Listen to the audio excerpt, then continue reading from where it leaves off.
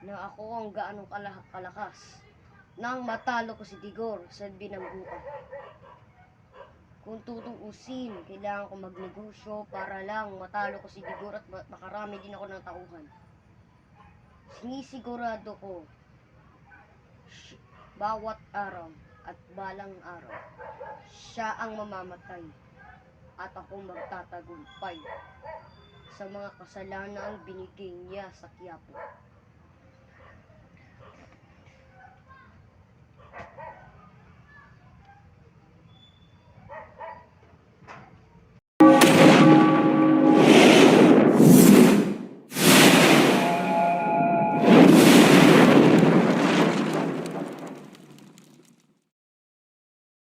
Kapag na-miss mo, pwedeng balikan.